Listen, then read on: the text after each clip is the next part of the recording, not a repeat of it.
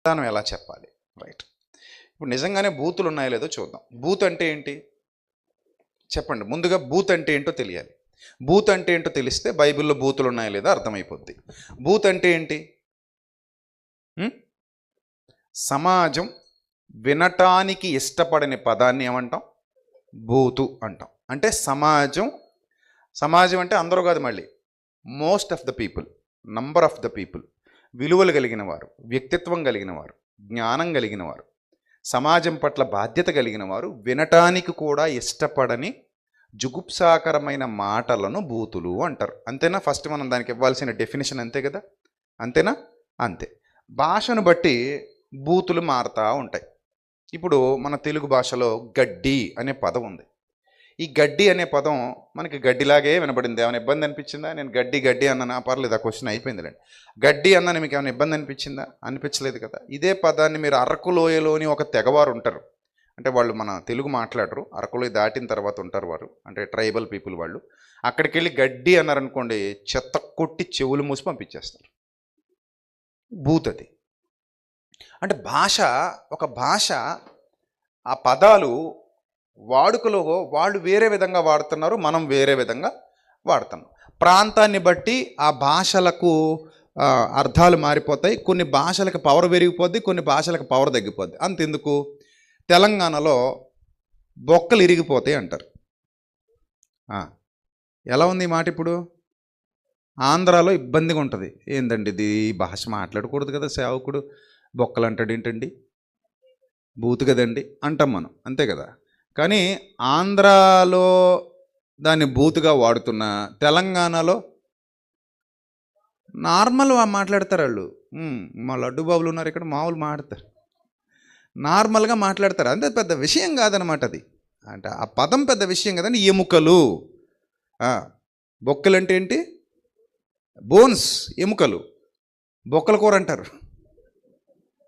బొక్కల కూర అంటే ఏంటి? ఎముకల కూరని, అంటే మూలుగులు, మనం మూలుగులు అంటాం కదా.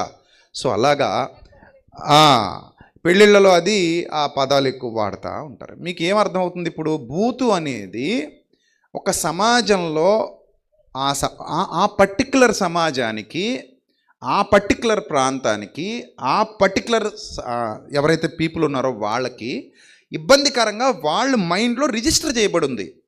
అలా రిజిస్టర్ చేయబడిన దాన్ని బూతు అంటారు. అలా సంస్కారహీనంగా మాట్లాడిన దాన్ని బూతు అంటారు. కొన్ని పదాలు మనకు తెలియనప్పుడు అది మనకు అసలు ఏమనిపించదు. అర్థాలు తెలియకపోతే ఏమనిపించదు, అర్థాలు తెలిస్తే మాత్రం ఇబ్బంది అనిపిస్తుంది. అర్థమైందా? కొన్ని ఇంగ్లీష్ బూతులు ఉంటాయి, మనకు అర్థాలు తెలియవు. కొన్ని సంస్కృత బూతులు ఉంటాయి, మనకు అర్థాలు తెలియవు కాబట్టి గౌరవంగా అనుకుని వెళ్ళిపోతాం. అదే అర్థం తెలిస్తే చిత్తకోటి చెవులు మూసేస్తారు. అంతెందుకు, ఆ మధ్య టీవీలో ఒక ఆయన మాట్లాడుతూ పెళ్లిలో చదివే మంత్రానికి అర్థం చెప్పాడు. మాంగళ్యం తంతునా నేనా మమ జీవన హేతున తంతే భద్రాతే శుభకే సంజీవ శరదాం సంథింగ్ ఏదో ఉంది, నాకు పూర్తిగా రాదు అది. ఆ పదానికి అర్థం చెప్పాడు. ఆ పదాలు తెలుగులో కానీ మీకు వివరిస్తే మీరు కంఫర్ట్ ఫీల్ అవ్వలేరు. తెలుగులో వాటి అర్థాలు వేరేగా ఉన్నాయని టీవీ 9లో దాని మీద పెద్ద డిబేటే జరిగింది. కానీ ఇన్నాళ్ళు మనం ఆ పదాలను ఎలా విన్నాం? చాలా పవిత్రంగా, చాలా అర్థవంతమైనవిగా, చాలా విలువైనవిగా మనం విన్నాం, అవునా? కానీ అక్కడ దాని అర్థం చెప్పిన తర్వాత అవునేమో ఇదేదో కొంచెం తేడా కనపడుతుంది ఏంటి, కొంచెం తేడా కనపడుతుంది ఏంటి, శుభగే అంటే అదేదో బూతట కదా, ఈ బూతు పదం ఎలా అంటే వాడకూడని పదం అట కదా అని అనిపిస్తుంది. సో కాబట్టి ఇప్పుడు ఇష్టంతో చదివిన వాడికి, ఇష్టం లేకుండా చదివిన వాడికి చాలా తేడా ఉంది. ఇష్టంతో చదివిన వాడు సందర్భం ఏంటి అని ఆలోచిస్తాడు. ఇష్టం లేకుండా చదివిన వాడు ఇంకా దాని మీద ద్వేషంతో చదువుతాడు కాబట్టి ఇక తేడాగానే కనబడుద్ది. మొన్న కూడా ఒక ఎగ్జాంపుల్ చెప్పాను మీకు. తలకాయ ఉందా అని నేను అందరిలో మిమ్మల్ని అన్నాను అనుకో, మీరు ఎలా రియాక్ట్ అవుతారు? తలకాయ ఉందా అన్నాను నేను మిమ్మల్ని, ఎలా రియాక్ట్ అవుతారు చెప్పండి? హర్ట్ అవుతారు. ఇదే మాట నేను మటన్ కొట్టోడి దగ్గరికి వెళ్ళంటే పాజిటివ్గా రియాక్ట్ అవుతాడు, తలకాయ కొట్టిస్తాడు మనకి. అంటే అదే ఆ పదాన్ని తలకాయ ఉందా అని అనగానే నేను నిన్ను మటన్ కొట్టోడి దగ్గర అడిగితే ఒకలా ఉంది, నీ దగ్గర అంటే మరోలా ఉంది. సో అలాగే ఈ పదాలు వాటి అమరిక సందర్భాలను బట్టి ఆలోచిస్తే మనకు అర్థమవుతాయి. సందర్భం అనేది చాలా ఇంపార్టెంట్. ఇప్పుడు యెహెజ్కేలు గ్రంథం 23వ అధ్యాయంలో 2వ వచనం 3వ వచనం బైబిల్ గ్రంథంలో ఏమనుందో ఒకసారి చదువుదాం. అందరూ తీసి చదవండి. నరపుత్రుడా, ఒక తల్లికి పుట్టిన 2 స్త్రీలు కలరు. వీరు ఐగుప్తు దేశంలో జారత్వము చేసిరి.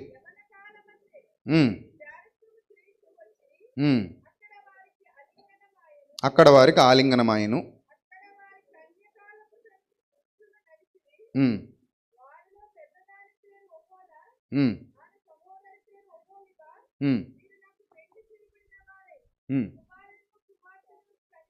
చాలు అంటే ఇవి ఈ 2-3 అధ్యాయాలు ఏవైతే ఉన్నాయో ఇవి తెలుగులో మనం చూస్తున్నది తెలుగు బైబిల్ కదా.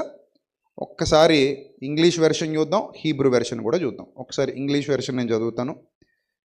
23:1-2 వచనాలు. 2 నుంచే కదా చదవమన్నారు వాళ్ళు. 2-3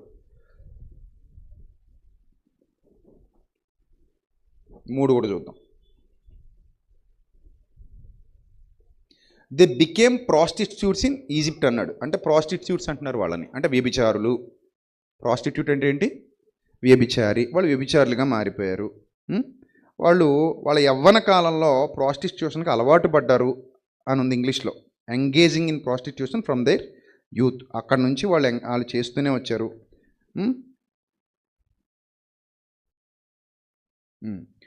in that land their breasts were fondled అంటాడు. దేర్ బ్రెస్ట్స్ వర్ ఫాండిల్డ్ అంటే వారి యొక్క స్తనములు నలపబడ్డాయి అనే పదం వాడబడింది ఇక్కడ. యాక్చువల్లీ సభ్య సమాజంలో ఈ పదాలు వాడకూడదు కదా, బూతు కదా అని చాలామంది మాట్లాడుతున్నారు. యాక్చువల్లీ సభ్య సమాజం అంతటికి గొంతెత్తి చెబుతున్నటువంటి సందర్భం కాదు ఇది. ఎవరు పడితే వాళ్ళ దగ్గరికి వెళ్ళి ఈ సందర్భాన్ని అలా చెప్పట్లా. ఉదాహరణకి చాలా ఓపెన్గా చెప్తాను ఈ విషయాన్ని, ఓపెన్గానే వినండి. ఎందుకంటే చాలామంది ఓపెన్గానే బైబిల్ బూతు పుస్తకం అంటున్నారు కాబట్టి నేను ఓపెన్గానే చెప్తాను. ఇంకా నేను ఇతర గ్రంథాల గురించి మాట్లాడట్లేదు. ఒకవేళ ఎవడైనా వేరే విశ్వాసానికి చెందినవాడు కనుక ఇలాంటి తప్పుడు మాటలు మాట్లాడి ఒకవేళ బైబిల్ ఇలా అలా అంటే కనుక అతని పుస్తకాలు కూడా ఓపెన్ చేద్దామని అంటాను నేను. నీ పుస్తకాలు కూడా ఓపెన్ చేద్దాం, అందులో ఏముందో చూద్దాం. అప్పుడు ఇది నీకు బూతులా కనబడుతుందా కనబడట్లేదు ఎక్స్ప్లెయిన్ చేస్తానని అంటాను నేను. సరే, ఇక్కడ నా పాయింట్ ఏంటంటే అడుగుతున్న వ్యక్తి ప్రేమపూర్వకంగా అడిగితే సమాధానం సాత్వికంగా చెప్పాలి. That is our responsibility. కానీ అడుగుతున్న వ్యక్తి కావాలని అతని మనసులో ఒక దురుద్దేశం పెట్టుకుని అడిగితే మాత్రం అది ఖచ్చితంగా తప్పు. అన్నిటినీ పాజిటివ్ దృక్పథంతో చూడాలి, పాజిటివ్ దృక్పథంతో ఆలోచన చేయాలి. ఇక్కడ వారి యొక్క ఏదైతే అంతరంగికంగా వారి ఆలోచనలు భ్రష్టు పట్టిపోయాయో దాన్ని ఎక్స్ప్లెయిన్ చేస్తూ చెబుతున్నాడు. డైరెక్ట్గా ఈ స్త్రీలు ఉన్నారని కాదు, అక్కడ వాళ్ళు ఫిజికల్గా చరిత్రలో ఉన్న స్త్రీలు కారు. ఎవరి గురించి ఇక్కడ మాట్లాడబడుతుందంటే యూదులు అనే ఒక జాతి, ఇస్రాయేలీయులు అనే ఒక జాతి, 2 జాతుల్ని 2 స్త్రీలతో పోల్చి చెప్పేటువంటి క్రమం ఇది. పోలిక అంటారు. ఇంతకీ పోలుస్తున్నది ఎవరితో? మంచి ఉత్తమురాలైన గృహిణితో పోల్చాడా? ఉత్తమురాలైన గృహిణితో పోల్చాడా? పోల్చలేదు. మరి ఎవరితో పోల్చాడు? జారత్వం చేసే స్త్రీలతో పోల్చాడు. అంటే వ్యభిచారులు. ప్రాస్టిట్యూట్స్ అంటే ఎవరు? వ్యభిచారులు. పోల్చబడిన సందర్భం వ్యభిచారులతో పోల్చాడు. వ్యభిచారుల జీవితాల్ని సాధారణ స్త్రీలకు ఆపాదించడం మంచి పద్ధత కాదు. అంటే వ్యభిచారుల లైఫ్ స్టైల్ ఎలా ఉంటుంది, వ్యభిచారం చేసే స్త్రీల జీవన విధానం ఎలా ఉంటుంది, వాళ్ళ జీవన విధానం ఎలా నడుస్తుంది అనే దాని గురించి ఎక్స్ప్లెయిన్ చేస్తూ, ఇప్పటి సాహిత్యం కాదు ఇది. ఎప్పటి సాహిత్యం ఇది? దాదాపు 2600 లేదా 2500 సంవత్సరాల క్రిందట వ్రాయబడినటువంటి సాహిత్యం ఇది. ఆ సాహిత్య రచనలో ఆనాటి యూదులకు అర్థమయ్యే విధంగా వేశ్యలు ఎలాగైతే ప్రవర్తిస్తారో ఆ వేశ్యల జీవన విధానం ఎలా ఉంటుందో ఇక్కడ ఎక్స్ప్లెయిన్ చేశాడు అంతే. వారి చనులను నలిపిరి అన్న పదం ఉండగానే అంటే వాళ్ళ బ్రెస్ట్ పట్టుకుని నలిపేశారట, ఇలాంటి బూతు పదాలు బైబిల్లో ఉన్నాయి, ఇవి రాయొచ్చా అని అడుగుతున్న వాళ్ళు ఎవరైతే ఉన్నారో కొన్ని కావ్య గ్రంథాలు కొన్ని కావ్య గ్రంథాలు, కొన్ని సాహిత్యం అని చెప్పబడుతున్నటువంటి గ్రంథాలు చాలా జుగుప్సాకరంగా ఉంటాయి. అవి మనం చదవడానికి కూడా ఇబ్బందిగా ఉంటుంది. అవి వాళ్ళు చదివారో మరి చదవలేదో నాకు తెలియదు, కానీ ఇది వర్ణన మాత్రమే. మానవ జీవితంలో దేవుడు ఏర్పాటు చేసినటువంటి శృంగారం అనేది ఒకటి ఉంది. సెక్స్ అంటారు దాన్ని తెలుగులో శృంగారం అంటారు. ఇది భార్యాభర్తల మధ్య ఉన్నంత వరకు లీగల్. భార్యాభర్తల మధ్య నుంచి బయటకు వచ్చిన తర్వాత దాన్ని ఏమంటారు? ఇల్లీగల్ అంటారు. దాన్నే బైబిల్ భాషలో వ్యభిచారము అన్నాడు. వ్యభిచారము అది భార్యాభర్తల మధ్య జరిగితే లీగలే. అదేం తప్పు కాదు. ఆ శృంగారం అనేది తప్పు కాదు. అందరి భార్యాభర్తల జీవితాల్లో అది జరుగుతుంది కాకనే మనం పుట్టాం. అమ్మా నాన్నల జీవితాల్లో కూడా ఆ సంసార ధర్మం అనేది నిర్వర్తించబడింది కనుకనే మనం పుట్టాం. లేకపోతే మనం పుట్టం. అంటే ఇది ఆదాము హవ్వల దగ్గర దేవుడు ఏర్పాటు చేసినటువంటి విధి. అతడు తన తల్లిని తండ్రిని విడిచి తన భార్యను హత్తుకొనును అనే మాట అందంగా చెప్పబడినటువంటి మాట. వాళ్ళ సెక్సువల్ లైఫ్కి సంబంధించినటువంటి మాట. భార్యను హత్తుకొనును. వారిరువురు ఏమవుతారట? ఏక శరీరమై ఉంటారు. వారు ఫలించి అభివృద్ధి పొంది భూమిని నిండిస్తారు. ఇది వ్రాయబడినటువంటి విషయం. ఇదే విషయం లీగల్గా ఉన్నంతసేపు ఓకే. ఎప్పుడైతే ఇల్లీగల్ ట్రాక్లోకి వెళుతోందో అప్పుడు మనం దాన్ని అపోజ్ చేస్తాం. లీగల్గా జరిగినప్పుడు ఎవడో అపోజ్ చేయడు. ఇప్పుడు ఒక స్త్రీ ఒక పురుషుడితో వ్యభిచారం చేస్తున్నప్పుడు తప్పుపడతారు జనాలు. కానీ అదే జనాలు ఆ స్త్రీ పురుషులిద్దరినీ శోభనం గదిలోనికి పంపించి మీరిద్దరూ ఏకమవ్వండి అని చెప్తారు. అంటే అది లీగల్, ఇదేమో ఇల్లీగల్. ఇప్పుడు ఇదే లైఫ్ని వీళ్ళు జీవనోపాధి చేసుకుని ప్రాస్టిట్యూట్స్గా బ్రతకటానికి వ్యభిచారం అనే వృత్తిని ఎన్నుకున్న వాళ్ళు ఉన్నారు. ఆ వ్యభిచారం అనే వృత్తిని ఎన్నుకున్న వాళ్ళకి గౌరవం ఉంటుందా? ఉండదు. వాళ్ళ ఒక పురుషుడితో సంబంధం కలిగి ఉంటారా? ఉండరు. వాళ్ళను నిజంగానే ఇలా ట్రీట్ చేస్తారా? చేయరా? ఇక్కడ వ్రాయబడిన విధంగా ఇలాగే ట్రీట్ చేస్తారు. సో ఈ ట్రీట్మెంట్ అనేది ఆ రోజుల్లో చాలా చులకనగా జరిగేది. అంతెందుకు, మన భారతదేశంలో కూడా దేవదాసి వ్యవస్థ అనేది ఒకటి ఉండేది. దేవదాసి వ్యవస్థ. ఈ దేవదాసి వ్యవస్థలో కొంతమంది అమ్మాయిల్ని ఆ కుటుంబాలకు చెందిన వాళ్ళని తీసుకొచ్చి దేవుడికి వివాహం చేసామని చెప్పి ఆమెను గ్రామంలో ఉన్నటువంటి పెద్దలు లేకపోతే ఇంకెవరైతే ఉన్నారో వాళ్ళందరూ అనుభవించేవారు. వాళ్ళకు పుట్టే పిల్లలు కూడా తండ్రి లేనివారుగా ఉండేవారు. భర్త ఎవరంటే దేవుడు. మొన్న ఈ మధ్య జోగినీలు కొంతమంది గొడవ కూడా చేశారు. ఏమండి, మా భర్త ఏమో దేవుడు, మాకు ఏదైనా అడిగితేనేమో సర్టిఫికేట్ తెచ్చుకోమంటున్నారు, మేము దేవుడు భార్యలో, మాకేమో సర్టిఫికేట్ లేవు, నీ భర్త ఉన్నాడు, ఆ సర్టిఫికేట్ ఇవ్వమంటే మాకు భర్త ఎక్కడ ఉంటాడు అని అడిగినటువంటి విషయాలు డైరెక్ట్ పేపర్లలో వచ్చాయి, న్యూస్లో వచ్చాయి. అంటే దీన్ని బట్టి మనకి ఏమర్థమైంది? ఈ సాహిత్యాన్ని సాహిత్యంగా తీసుకోవాలి. నేటి సాహిత్యం కాదు ఇది. దాదాపు 2700 సంవత్సరాల క్రిందట వ్రాయబడినటువంటి సాహిత్యం. వ్యభిచారుల జీవన శైలిని గురించి చెప్పబడినటువంటి సాహిత్యం. వ్యభిచారుల చనులను నలిపిరి అన్నాడు. అవును, వాళ్ళ జీవితాలు అలాగే ఉంటాయి. అవి కూడా నిజం కాదు. అంటే డైరెక్ట్గా ఒక వ్యభిచారం తీసుకొచ్చి చెప్పిన మాట కూడా కాదు. ఈ వ్యభిచారం అనేది పోల్చబడుతోంది. ఎవరితో పోల్చబడుతోంది? దారి తప్పిన యూదులతో, దారి తప్పిన ఇశ్రాయేలీలతో పోల్చబడుతోంది. అది ఇప్పుడు ఈ నీతులు శుద్ధులు మాట్లాడేవాళ్ళు. ఇది ఇంత చిన్న విషయం, దీన్ని బూతు గ్రంథం, ప్రతోడు బైబిల్ బూతు పుస్తకం, బైబిల్లో బూతులు ఉన్నాయి, పిచ్చి మాటలు మాట్లాడుతున్నారు. యాక్చువల్లీ బైబిల్లో అవి బూతులేం కావు. అవి బూతులు కావు. నిజంగా జరిగే వాస్తవాన్ని ఇక్కడ రాశాడు. ఉదాహరణకి ఏదైనా సంఘటన జరిగి ఒక విషయం కోర్టుకు వెళ్ళింది అనుకోండి, కోర్టులో లాయర్లు కానివ్వండి, జడ్జిలు కానివ్వండి పిన్ టు పిన్ అడుగుతారు. వాళ్ళకి అన్నిటికీ సమాధానాలు చెప్పాలి. అవి బూతులు అనడానికి లేదు. అక్కడ డాక్టర్ల దగ్గరికి వెళ్ళినప్పుడు కూడా పిన్ టు పిన్ అడుగుతారు. అవేం బూతులు కాదు అది. ఇప్పుడు ఒక స్త్రీ యొక్క దేహాన్ని తండ్రి చూస్తాడు, తల్లి చూస్తాడు, వైద్యుడు కూడా చూస్తాడు. అందుకే వైద్యుడు తల్లితో సమానం, తండ్రితో సమానం అనే నానుడి కూడా సమాజంలో ఉంది.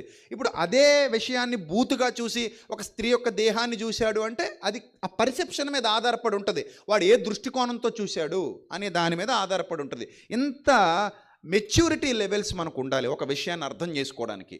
మెచ్యూరిటీ లెవెల్స్ అంతెందుకు, ఇప్పుడు వస్తున్నటువంటి సినిమా పాటలు ఉన్నాయి. ఈ సినిమా పాటల్లో బూతులు లేవా? వాటిని ఎంజాయ్ చేస్తున్న వాళ్ళు లేరు. నిన్న మొన్న ఎవరో బడా హీరో సినిమా గురించి ఫేస్బుక్లో నేను ఇందాకనే చదివా పోస్టు. ఒక బడా హీరో స్త్రీల గురించి చెప్పమంటే డైలాగులు చెబుతాడు, చెతక్కొట్టి చెవులు మూసేస్తాడు, అంత బాగా చెప్తాడు డైలాగులు. స్త్రీ అంత గొప్పది ఇంత గొప్పదని ఒక బూతు పాట ఈ సంక్రాంతి సినిమాలో ఏదో పెట్టాడట. ఎవరో ఒక ఆయన యూట్యూబ్లో వీడియో చేశాడు, ఈ బూతు పాట నీకు అసలు బుద్ధి ఉందా లేదా అని. మరి అది ఎంజాయ్ చేస్తున్న ప్రజలు ఉన్నారు కదా, ఎంజాయ్ చేస్తున్నారు. ఆ మధ్య ఊ అంటావా అని ఏదో ఒక పాట వచ్చింది, దాన్ని కూడా ఎంజాయ్ చేశారు, దాన్ని మార్చారు. దాని మీద నేను ఒక వీడియో కూడా మాట్లాడాను, ఎవడో ఒక ఆయన క్రిస్మస్కి పాడేసాడు అది ప్యారడీ చేసి, అప్పుడు మాట్లాడాను కదా. సో అలాగా ఈ బూతు పదాలు అనేవి సమాజం నిండా ఉన్నాయి. ఇప్పుడు బూతు అంటున్నవాడు నోరు తెరిస్తే బూతులే మాట్లాడతాడు, వాడు గట్టిగా మాడితే కామెంట్లో కూడా బూతులు పెడుతుంటాడు. ఇప్పుడు బైబిల్లో బూతుంది అని మాట్లాడుతున్న నువ్వు నీ హృదయం నిండా అన్ని బూతులు ఎందుకు పెట్టుకున్నావు? నా పాయింట్ అర్థమైందా నీకు?